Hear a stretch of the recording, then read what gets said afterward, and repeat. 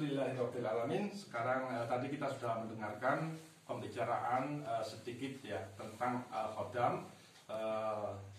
Sekarang akan saya carikan narasumber yang mungkin insya Allah Sobat Pakis TV akan lebih mengenah atau lebih paham mengenai khodam.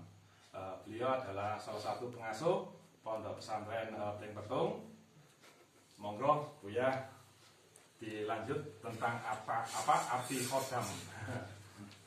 Monggo. Assalamualaikum warahmatullahi wabarakatuh. Waalaikumsalam warahmatullahi wabarakatuh. Sebelumnya mohon maaf karena bahasa Indonesia saya ini acak-acakan, kula basa Jawa wae. Nggih. Masalah paham atau tidak paham mengke iso dianulah, iso ditranslate atau piye lah gitu. Nggih. Binanya khodam atau arti kalimat khodam secara i'rabiyah nanggone bahasa Indonesia lan bahasa Jawa kuwi artine ngono babu. Khodam artinya pembantu atau babu. Gitu. Jadi bentuk yang dinamakan khodam itu atau khodam itu kan asrotan ya, apa istilahnya asor. Elek. Jadi nggak ada yang namanya khodam malaikah gitu. Yang namanya khodam pastinya jin. Berarti kalau Sudah orang, bisa dipastikan. kalau orang menyatakan bahwasanya saya mempunyai khodam malaikat, Nggak berarti ada. tidak ada. Nggak ada.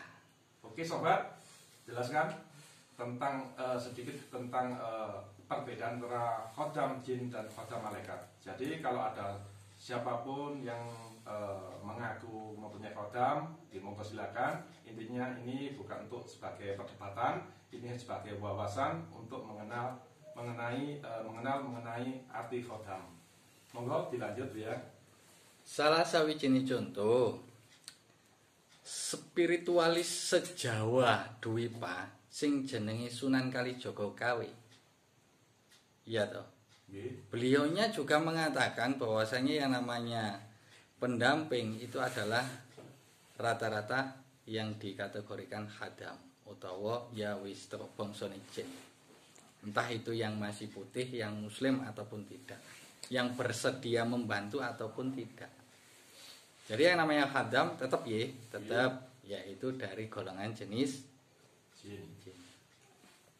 Masalah bentuknya niku tergantung dari sisi pandang seseorang yang punya khodam. Masalah bentuk. Kalau sampean suka sekali paling senang menewis istilahnya mindsetnya sudah terbentuk bahwasanya kata itu adalah binatang yang paling kejam misalnya. Ya mongko khadami sampean pun akan membentuk dirinya akan metamorfosis dadi kaya dene kodhok kae rupane gitu. Nah, berhubung konotasinya orang selalu membayangkan bahwasanya khadam itu yang paling kuat cara binatang ki macan, ya malih wujude macan utawa singa utawa apa kae sing diwedeni. Gitu. Cuman sebagian besar 98% rata-rata hewan buas. Rata-rata hewan buas, bisa macan, bisa singa ataupun apapun, atau naga atau ular atau apapun. Nah, kita bicara lagi yang namanya khorin. Khorin itu pendamping. Jadi ketika manusia lahir pasti ada khorin, ada pendamping. Khorin kita tidak akan nyari-nyari, tidak usah nyari yang namanya khorin, karena setiap bayi yang lahir pasti ada pendamping. Nek jari wong Jawa iki among. Ya toh. Cah cilik iki ana among iki, ro among, pendamping. Lah fungsinya pendamping apa? Hanya mengikuti saja. Ya ikut, yang namanya ikut gimana ya ikut. Makanya ketika seseorang ulama atau siapapun yang memang perilakunya baik, kadang nggak jarang orang itu bisa melihat sosok ulama itu hadir. Saya tanya, kalau ruh sudah balik ke Allah, bisakah dia lepas kembali ke dunia? Mboten toh. Berarti yang bisa muncul adalah khorin, ya toh. Yang serupa dengan alladzi atau orang yang memilikinya. Ngoten nggih. Jadi bedanya khodam sama khorin datang ngriku. Terus nomale. Dan khodam itu tidak ada yang namanya khodam malaika. Anda harus paham, yang namanya khodam berarti terletak di sebuah benda. Yang namanya khadam atau pembantu atau khodam itu biasanya pasti terletak di sebuah benda. Oh, berarti seperti pusaka atau ya? Bisa Atau cincin, gitu. keris. Berarti bukan untuk langsung wujud, bukan menempati sesuatu benda. Bukan. Oh, bukan. Pasti menempati benda. Pasti ada di sebuah benda. Berarti tadi yang dibilang Cak Mis tadi, wawasan Cak Mis mengenai khodam bisa jadi dia mencari secara spiritual ataupun dari leluhurnya, titipan leluhur. Itu menurut jenengan bagaimana gitu? Tetap mawon yang namanya dari mbah ataupun dari buyut, yang jelas mbah dan buyutnya juga punya pegangan.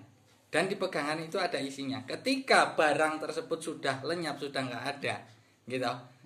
Dengan waktu yang lama, terus si mbahnya juga meninggal, otomatis kan liwang-liwung, istilahnya nggak ada pemiliknya.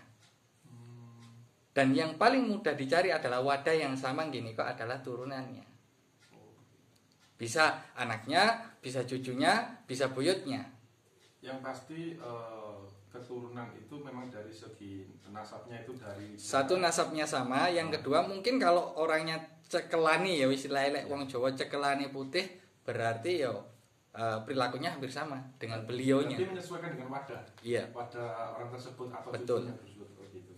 Mungkin dari sobat Pakis yang ada di pondok sini, mungkin yang ada pertanyaan tentang khodam atau korin, monggo dipersilakan Mas Tirta, monggo Mas Rizky. Ayo Mas. Kalau orang lihat ya, monggo. Ya, monggo. Iku wau kan yang namanya khodam itu berada pada sebuah benda. Kalau yang mireng-mireng, itu kan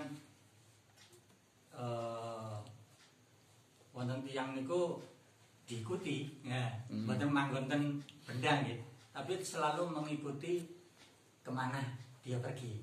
Apa itu juga bisa disebut khodam atau nopo ngoten niku? Gini, wau lah wis enek bedane antarane khorin sama khodam. Kalau khodam itu misal dia ngikuti pasti ada tujuan tertentu. Entah mau ngikut atau memang mau yang lain gitu loh. Tapi kalau khorin memang dia harus ikut. Dia nggak bisa jauh dari si fulan karena memang yang khorin dia lahir sama barengan tahun tanggal bulan ini kayak. Wow kan tentang khodam itu pasti ada tempatnya. Nah, terus pundi kalau seumpama khodam tersebut karena dari amalan, wujud dari amalan, apakah bisa, Bu ya? Bisa. Berarti kan harus ada barang. Barangnya berupa amalan tersebut. Bisa dari amalan tersebut, bisa dari diri sampean sendiri. Menungso gek nek wong Jawa iki ngarani kuwi minangka wadah. Iya toh. Nggih. Ilmu ibarat isine.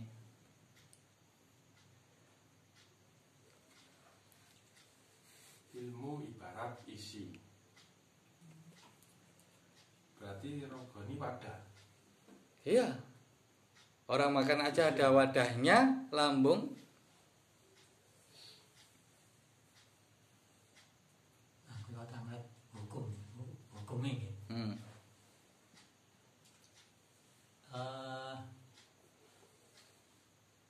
Benten apa mboten?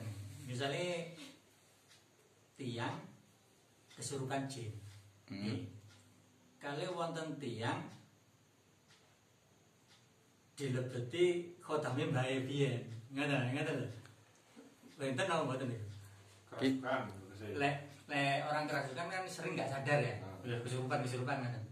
Tapi kalau dimasuki oleh punya mbahnya dulu, dia kan biasa, nggak pernah kesurupan. Bisa juga di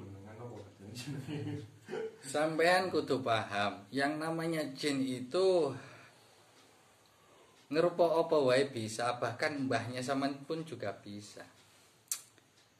Yang bisa membedakan ini kemasukan atau tidak itu kan ilmu.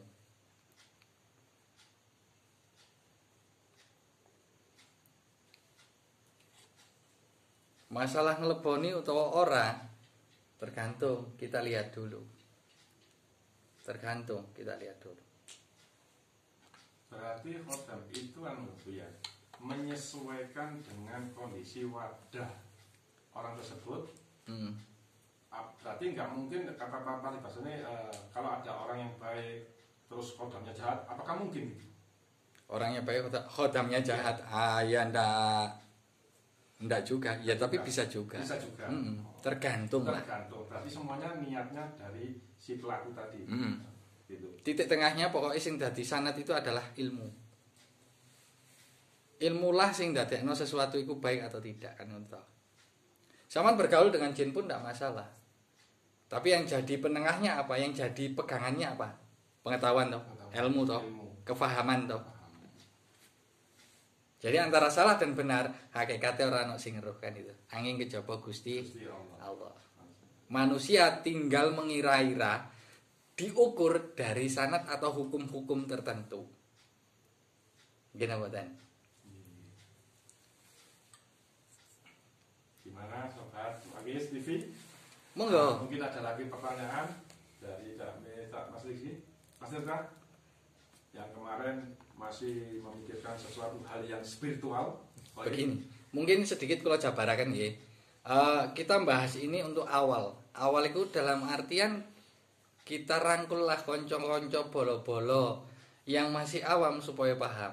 Jadi saya pun harus menjawab yang sedemikian gitu. Harus.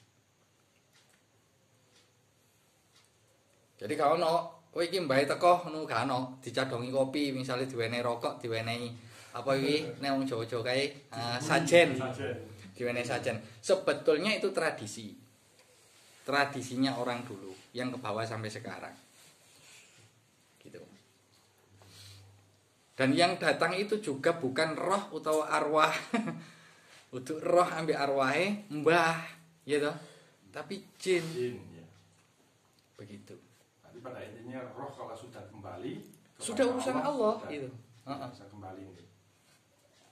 Banget loh ya. Apakah seseorang yang mempunyai khodam itu bisa melihat khodamnya sendiri? Nanti jangan dijawab dulu. Nanti kedepannya kita bahas lagi bagaimana cara melihat khodam. Jadi Sobat TV yang ada di dunia maya ataupun dunia Gaib ya. Nanti silakan subscribe, like, and comment. Jangan lupa lonceng ditekan supaya nanti kita bisa bahas tentang bagaimana cara melihat khodam. Apakah mungkin seorang yang mempunyai khodam bisa melihat wujud dari khodam tersebut? Oke Sobat TV, Sobat Magis TV, terima kasih banyak sudah menonton video kami. Mohon maaf kalau ada salah kata. Mudah-mudahan Allah memberkahi konten hari ini. Amin. Wassalamualaikum warahmatullahi wabarakatuh.